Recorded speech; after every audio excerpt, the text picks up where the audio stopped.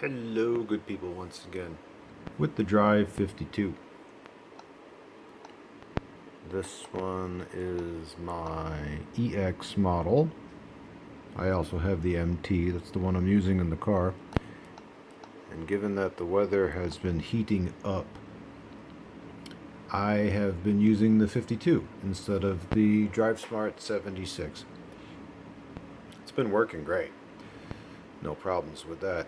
And I got to admit, there are some things I do like about the 52. And by the way, before continuing, this also applies to the DriveSmart 65 because the feature set and the user interface is the same, roughly. It looks a little different, but where all the buttons are and so on are the same, as well as the feature set. Moving on. One thing, well, several things. I used to hate this feature, but I don't anymore. I do like you can set a toll roads question in this generation, which you cannot do in the 66, 76, and 86. I used to not like this, but now that I've gone back to it, I think, yeah, I kind of like this feature. I kind of do. So I have that set. And another thing that I also used to not like, but I'm kind of growing an appreciation for it again, is the way this thing does route shaping. Now, I'm going to give you an example of what I'm talking about. Okay, so if I'm going to a location, now when you are looking at your recent or saved list or a POI list, you have the option to obviously go, but you can also preview what routes are available to you. It will give you two ordinarily. And because I have the toll questions on, it will show the ones with the tolls. So there's that one, and it's doing the second one right now. Okay.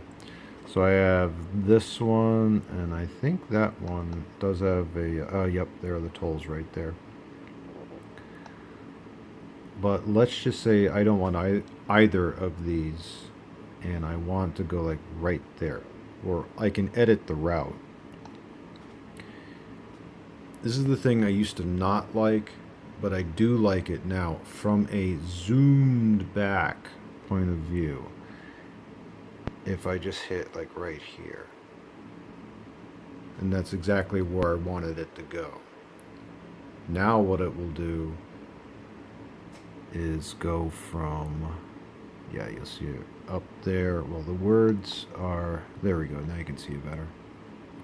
From here up to here to my shaping point, and then back up a little bit to my destination, and then I can go. The way this works on the 66 and 76 and 86 is different. It's not bad. It's just different, because if I do exactly what I just showed on, say, the 66, for example, I do the edit route and I do a touch point right here. Well, first I do edit route, and then the first thing it will do is say, oh, you want to add a stop. No, I don't want to add a stop. I want to add a shaping point. That'll be like right down here. Stop, shape. So I go shape, okay, and then touch a point. The problem is that it will add that at the end of the route. So over on this side, and by the way, I've covered this in previous videos, but just in case you're using the 66 or 76, might as well just say this.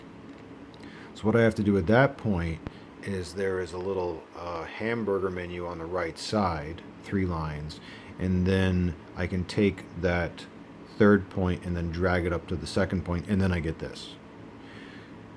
Now, with the 52 and the 65, I skip all that, and I can just say, okay, it just assumes correctly that what I want to do is add a shaping point in the middle of the route and not something at the end, not a stop.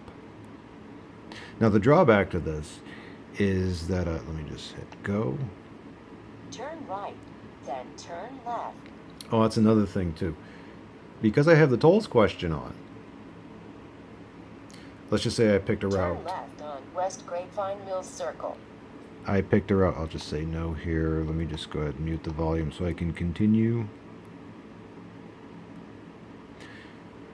The great thing about having the tolls question on is that after I have done my shaping points, because you can obviously add more than one, and I hit go, it will still warn me and say, oh, by the way, this has tolls on it. You sure you don't want to go a different way? Whereas if I did the same thing on the 66 or 76, you just start going. I think. I might have to check that, but I'm pretty sure that's the way that one works. But ultimately, yeah, so I've been using the old 52, now old anyway, because it's a 2019 model. Been using the old 52 for like a week and a half, maybe 2 weeks at this point. And yeah, this is the most annoying part right here, is that's I wish this was this size. If this size was this size, I won't say this would be perfect, but it would be a lot nicer. But anyway, bright daylight driving in Dallas-Fort Worth traffic, yeah, it's a matte screen. It's great. I can read it. That's the point. I can read it. Even in the brightest daylight driving, I can read this thing. It runs cooler, which is the reason I'm using it instead of the 76 right now. She's been just working great. Now, it is true that it routes slower. It is true that every single favorite will show up as a big ugly green icon on the map, but I have a way around that because I use custom POIs with a blank icon, which I've shown in previous videos how to do that. A little bit of extra effort, but I believe that it's worth it. But even though this is a little bit slower, oh, speaking of which, so I went ahead and I put on my map. I don't have them enabled right now, but I do have my maps here. Using my maps or any OpenStreetMap based map images is like giving this an instant speed boost. It's like if you put in a new processor and RAM upgrade. It's that significant. Now, true, when you're using OpenStreetMap, you don't get speed limits, you don't get shields, you don't get traffic reporting. There's a bunch of stuff that you lose, but you retain all the navigation, which is what matters. And in addition to that, this thing will route so much faster, both for route calculation and route recalculation if you miss a turn. So that's why I have them in here. So in the instances where I said, okay, I just want, and it will still avoid the tolls because it knows, even with OpenStreetMap, it knows where the toll roads are. Excuse me. So if I am in a situation where it's like, okay, what I care about today, for example, I don't care about showing speed limits and things like that. I just want this thing to route and reroute as fast as possible. That's when I will go in here and uncheck this stuff and then check this. And then away that I go, and I'm all set. Yeah, aside from that, it is... I honestly didn't think I would ever use this regularly again. But I'll tell you, pleasantly surprised by how well I am getting along with this. I didn't think I would, because I have the 76 and it's a 7-inch and this is a 5-inch screen. It's a 7-inch screen and it's higher resolution and it's got all the stuff, the toys and this and that. But it is a capacitive screen, so it runs a higher risk of overheating. It just does. That's what happens with capacitive. It's the same as if you mounted your phone, your smartphone, on the windshield of your car during hot summer driving, it would heat up and shut right down. There's no question about that.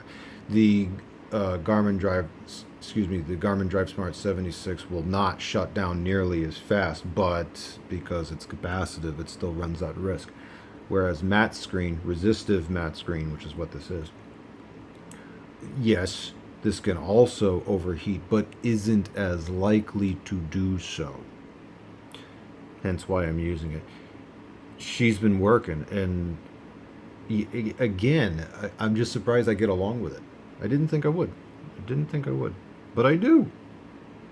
And it works with that nice little replacement USB power lead that I've talked about before. I don't even have to use the Garmin charger. It's great. So anyway, that's my report on the 52, my usage of it, and that little thing I showed earlier with doing the routes and the shaping points, and the fact that I actually appreciate having the tolls question back. Never thought I would, but I do. I enjoy it. See y'all later.